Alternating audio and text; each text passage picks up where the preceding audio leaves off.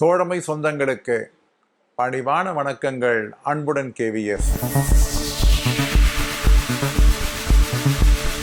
The member infrastructure தன்னுடைய 20/1/2025 கடிதங்கள் மூலம் அஞ்சலக துறையினை ரேஷனலைசேஷன் செய்வது, சீரமைப்பது செய்வது என்கின்ற ஒரு உத்தரவினை வெளியிட்டிருக்கிறார்கள்.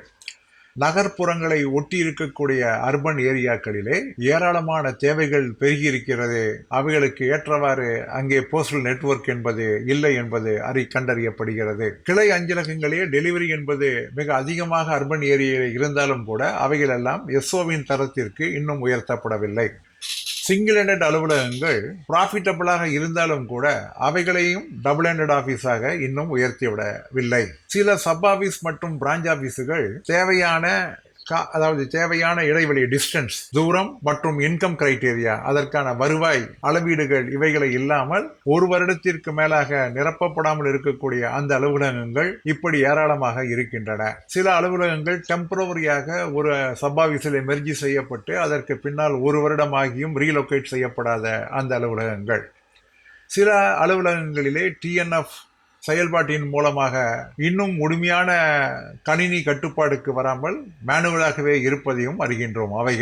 இவைகள் அனைத்தையும் எங்கு ரீலொகேஷன் செய்ய முடியும், எப்படி ரேஷனலைஸ் பண்ண முடியும், எப்படி அந்த பதவிகளை எல்லாம் காலி செய்ய முடியும் என்பதற்கான ஒரு இடைக்கால அறிக்கையை 7 பிப்ரவரி 2025 கொடுக்க வேண்டும் என்றும் 28 பிப்ரவரி 2025 முழுமையான தகவல் கொடுத்து அதை ஒட்டி ஆக்ஷனும் எடுத்திருக்க வேண்டும் என்றும் இந்த டிஓ லெட்டரிலே சொல்லப்பட்டிருக்கிறது.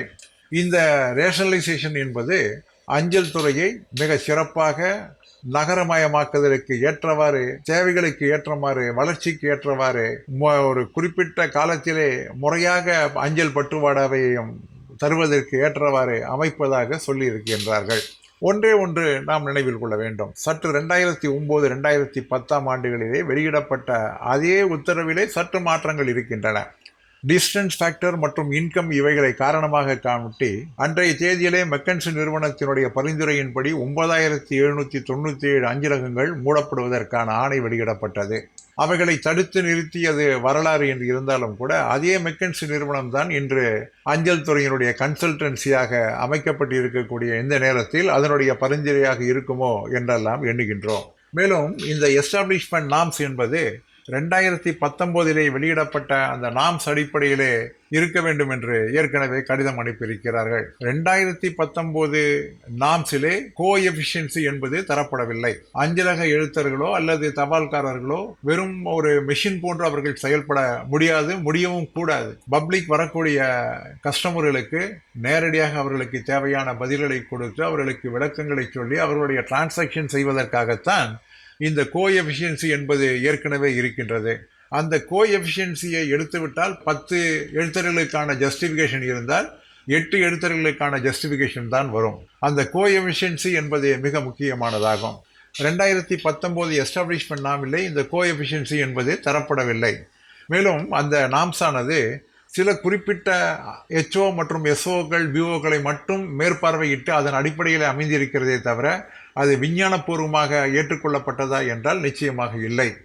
இது விஞ்ஞானபூர்வமாக இல்லை. இதனை மாற்றி அமைத்திட வேண்டும் என்று ஏற்கனவே தொழிற்சங்கங்கள் கோரிக்கை விடுத்தும் அதற்கான எந்த பதிலும் வராமல் திடீரென அவைகளை செயல்படுத்துவது என்பது நிச்சயமாக இது ஊழியர்களை பெரிய அளவில் பாதிக்கும். பல BOக்கள் மூடப்படக்கூடிய சூழ்நிலையிலே அங்கே பணியாற்றக்கூடிய BPMகள் ஏதோ ஒரு அலுவலகத்திற்கு ஈடியாக செல்ல வேண்டிய ஒரு அவலநிலை ஏற்படும்.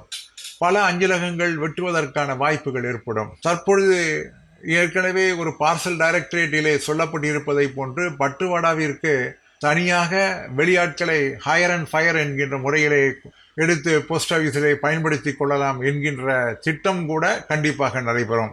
ஆக இந்த நாம்ஸ் என்பது சரி செய்யப்படாமல் இந்த எஸ்டாப்ளிஷ்மெண்ட் நாம் என்பதை நடத்தக்கூடாது.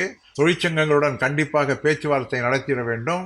அந்த பேச்சுவார்த்தையிலே இந்த நாம்ஸ் என்பது ஊழியர்களுக்கு பாதிக்கக்கூடிய அத்தனை ஐட்டங்களும் நீக்கப்பட்டு அவைகள் சரி செய்யப்பட வேண்டும் என்பதை வலியுறுத்தி அதுவரை இந்த ரேஷனலைசேஷன் என்பது நடைபெறக்கூடாது என்பதற்கான முழுமையான நடவடிக்கைகளை தொழிற்சங்கம் எடுக்க தவறினால் சரித்திரம் நம்மை மன்னிக்காது என்று கூறி முடிக்கின்றேன். மீண்டும் சந்திப்போம். அன்புடன் KVS.